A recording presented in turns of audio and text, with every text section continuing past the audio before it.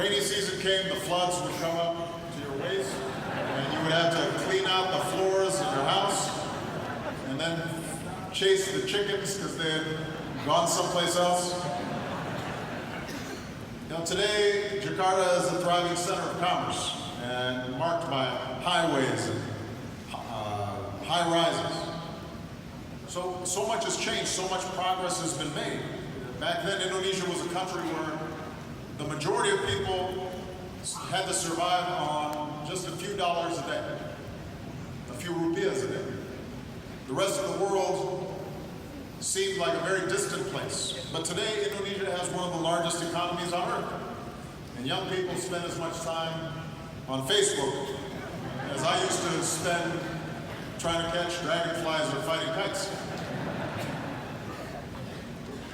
Now, to acknowledge this extraordinary progress in lifting people out of poverty, to help people live healthier lives, in connecting Indonesia to the wider world, in raising standards of living, that does not mean that we don't still have a lot of work to do. It should give us hope that we can continue to make progress.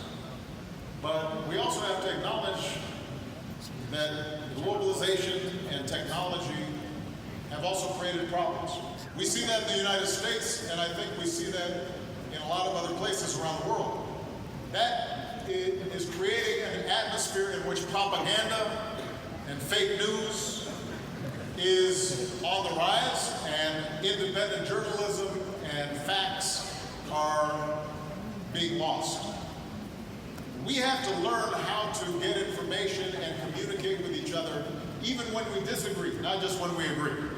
We have to bridge our differences with people of other political parties and other philosophies so that we can learn and establish common ground.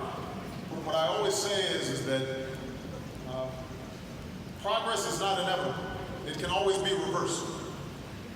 Democracy is not inevitable. You have to fight for democracy. Freedom is not guaranteed. You have to fight for freedom. You have to work and earn freedom. And so I'm counting on young people to fight for the values that have brought us this far. Right now we're seeing the rise of a different kind of politics. But I don't believe that the future favors strong men.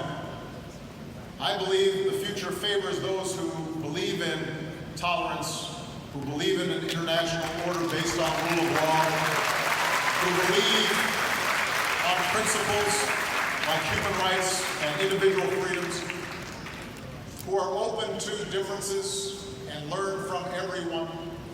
That, I believe, will be the future that delivers on the promise not just of the United States, but also of Indonesia. So, those of us who believe in democracy, we have to speak out. Those of us who believe in religious tolerance have to speak out and build coalitions across national boundaries.